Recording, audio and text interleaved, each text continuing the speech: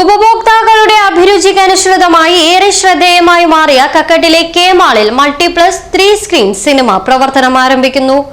ഔപചാരികമായ ഉദ്ഘാടനം ഈ മാസം 19-ന് വൈകുന്നേരം 4 മണിക്ക് സിനിമാ താരം കുഞ്ചാക്കോ ബോബൻ നിർവഹിക്കുമെന്ന് മാനേജ്മെന്റ് പ്രതിനിധികൾ കെ മാളിൽ നടന്ന വാർത്താ സമ്മേളനത്തിൽ പറഞ്ഞു.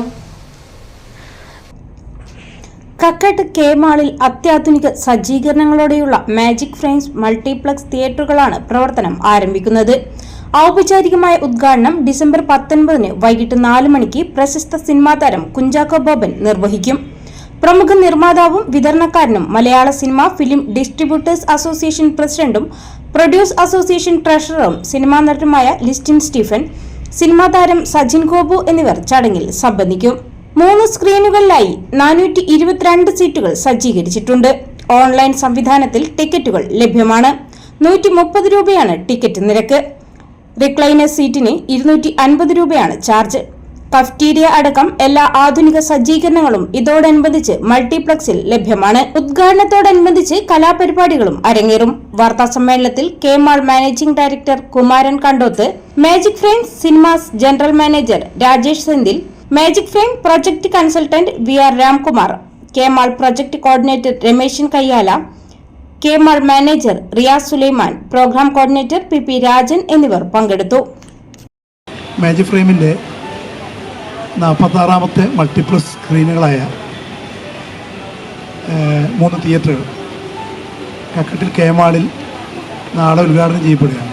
കോഴിക്കോട് ജില്ലയിൽ നമ്മളെ ആദ്യത്തെ 2ാമത്തെ മൾട്ടിപ്ലക്സ് ശൃംഖലയാണിത്. ഏകദേശം ഓൾ കേരള നമുക്ക് 46ഓളം സ്ക്രീനുകൾ 14 സ്ഥലങ്ങളിലായിട്ടുണ്ട്. അതിൽ ഈ സ്ഥാപനം ഇന്നത്തെ എല്ലാ അത്യന്താധുനിക രീതിയിലും വളരെ നന്നായിട്ട് നമ്മൾ ചെയ്തെന്നാണ് നമ്മുടെ വിശ്വാസം. അതായത് 422 സീറ്റുകളാണ് തിയേറ്ററുകൾ മൊത്തം ഉള്ളത്, 3 സ്ക്രീനായിട്ട്. അതിൽ വളരെ ജനകീയമായ രീതിയിൽ സിനിമ ആസ്വദിക്കാൻ വേണ്ടിയിട്ട് ടിക്കറ്റ് നിരക്കുകൾ സാധാരണ തിയേറ്ററുകളിലുള്ള ടിക്കറ്റ് നിരക്കാണ് ഇവിടെ നമ്മൾ അവലംബിച്ചത്. 130 രൂപയാണ് നമ്മൾ പെർ സീറ്റ്, അതായത് ടിക്കറ്റ് ചാർജ് ചെയ്തിരിക്കുന്നത്. എന്താണ് കെ മാളിൻ്റെ ഉദ്ദേശം? കെ മാളിൽ ഇവിടെയുള്ള പരിസര പ്രദേശങ്ങളിൽ ഏകദേശം ഒരു 30 കിലോമീറ്റർ ചുറ്റളവിലുള്ള ആളുകൾക്ക് എൻ്റർടൈൻമെൻറ്റ്, ഷോപ്പിംഗ്, മറ്റ് എല്ലാ സൗകര്യങ്ങളും. ഇതിപ്പോൾ ഈ അറ്റ്മോസ്ഫിയർ കണ്ടാൽ തന്നെ നിങ്ങൾക്ക് അറിയാലോ. പാർക്ക് സെറ്റ് ചെയ്തിട്ടുണ്ട്, ഫുഡ് കോർട്ട് ഉണ്ട്, അത് ഇന്ത്യൻ ആൻഡ് കോണ്ടിനെൻ്റൽ ഫുഡുകളെല്ലാം തയ്യാറാവുന്നുണ്ട്. പിന്നെ സിനിമയായി ഒരു ഫാമിലിക്ക് എങ്ങനെ ഒരു വീക്കെൻഡ് എൻജോയ് ചെയ്യാൻ പറ്റുന്ന ഒരു സ്ഥലമായിട്ട് ഞങ്ങൾ രൂപാന്തരപ്പെടുത്തിയിട്ടുണ്ട്. അതായത് 3 സ്ക്രീനുകളാണ് ഉള്ളത്, 424ഓളം സീറ്റുകളാണുള്ളത്. ഇവിടെ ഉപയോഗിക്കുന്ന പ്രൊജക്ടറുകൾ ഒന്ന് ഒരു 4K ലേസർ പ്രൊജക്ടറാണ്. പിന്നെ 2 2K LLU വിഭാഗത്തിൽപ്പെട്ട 2 പ്രൊജക്ടറുകളാണ്. കൂടാതെ ഒരു ഓഡിറ്റോറിയത്തിൽ അറ്റ്മോസ് 16 ചാനൽ, അതിനുപയോഗിച്ചിരിക്കുന്നത് പൾസ് സ്പീക്കേഴ്സ് ആൻഡ് ആംപ്ലിഫയേഴ്സാണ്. കൂടാതെ ആ ഓഡിറ്റോറിയത്തിൽ തന്നെ 3D സംവിധാനവും ഉണ്ട്. എന്താ കാരണം എന്ന് വെച്ചാൽ 24-ാം തീയതിയാണ് മോഹൻലാലിൻ്റെ 3D ചിത്രം റിലീസാവുന്നത്. അപ്പോൾ അതിനുവേണ്ടി പ്രത്യേകിച്ച് നമ്മൾ ഒരു 3D സംവിധാനം കൂടി ഉണ്ടാക്കിയിട്ടുണ്ട്. കൂടാതെ ബാക്കിയുള്ള മൾട്ടിപ്ലക്സുകളെ കടപിടിക്കുന്ന വിധത്തിലുള്ള ഒരു ക്യാൻറ്റീൻ സംവിധാനമാണ് ഇവിടെ ചെയ്തിട്ടുള്ളത്. അതായത് ഇതിൽ പറഞ്ഞാൽ ഈ കൺസെഷൻ ഏരിയ വളരെ വിപുലവും ഇവിടെ തന്നെ അതിനുവേണ്ടിയുള്ള ഒരു ചെറിയ പാൻട്രി കിച്ചനും ഉള്ളതാണ്. കക്കട്ട് പോലെയുള്ള ഒരു ഗ്രാമപ്രദേശത്ത് സാധാരണ നഗരത്തിൽ മാത്രം ഇതുവരെ ലഭ്യമായി കൊണ്ടിരിക്കുന്ന പല സംഗതികളും നമ്മൾ ഈ ഗ്രാമാന്തരീക്ഷത്തിലേക്ക് കൊണ്ടുവന്ന ഒരു പശ്ചാത്തലം നമുക്ക് ഏവർക്കും അറിയാം. ഈ മൾട്ടിപ്ലക്സ് തിയേറ്റർ ഇവിടെ ഇപ്പം സംജാതമാകാൻ പോകുന്നത് ഒരു പക്ഷേ എനിക്ക് തോന്നുന്നത് നമ്മൾ ഈ അടുത്തൊന്നും ഇത്രയും അപ്ഡേറ്റ് ചെയ്തിട്ടുള്ള സംവിധാനം ഉണ്ടെന്ന് എനിക്ക് തോന്നുന്നില്ല ഒരു പക്ഷേ. അപ്പോൾ അങ്ങനെ വരുമ്പോൾ നമ്മളെ ഗ്രാമാന്തരീക്ഷത്തിലുള്ള ആളുകൾക്ക് കോഴിക്കോടോ ബാംഗ്ലൂരോ അല്ലെങ്കിൽ ഏതെങ്കിലും കോസ്മോപൊളിറ്റൻ നഗരങ്ങളിലോ പോകാതെ നമ്മളെ ഗ്രാമത്തിൽ തന്നെ വന്ന് കാണാനുള്ള ഒരു സംവിധാനം ഉണ്ടാക്കുക എന്ന് പറഞ്ഞാൽ അതിലാണ് കുമാരേട്ടൻ്റെ ഒരു സവിശേഷത നമ്മൾ മനസ്സിലാക്കുന്നത്. നമുക്കെല്ലാ ആളുകൾക്കും അറിയാം.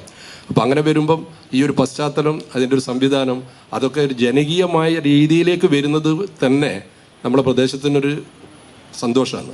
ഇപ്പോഴും ചിലപ്പം പർച്ചേസിന് വരുന്ന ആളുകൾ കേമാളിൻ്റെ നെസ്റ്റോ ഫ്ലോറിലേക്ക് വന്ന് തിരിച്ചു പോകുന്ന ആളുകൾ ഇപ്പോഴും ഉണ്ട് എന്നാണ് തോന്നുന്നത്. എന്നാൽ അവർക്ക് സങ്കല്പിക്കാൻ കഴിയുന്നില്ല. ഇതിൻ്റെ മുകൾ ഭാഗത്ത് ഇത്ര വിശാലമായൊരു ഫുഡ് കോർട്ട് ഉണ്ട്, അതിൽ ഒരു എൻ്റർടൈൻമെൻറ്റ് ഏരിയ ഉണ്ട്, അതിലുപരി ഏറ്റവും റൂഫിൽ ഇതുപോലെ ഒരു സാംസ്കാരിക സന്ധ്യ സംഘടിപ്പിക്കാനുള്ള സൗകര്യം, അതുപോലെ തന്നെ ഫാമിലി എൻ്റർടൈൻമെൻറ്റിനുള്ള ഏരിയ ഉണ്ട് എന്നത് സംബന്ധിച്ചൊന്നും തന്നെ നമ്മുടെ നാട്ടുകാർക്ക്, ഇതൊക്കെ തന്നെ നഗരങ്ങളിലും മെട്രോപൊളിറ്റൻ സിറ്റികളിലും മാത്രമേ ഉള്ളൂ എന്നൊരു ധാരണയാണുള്ളത്.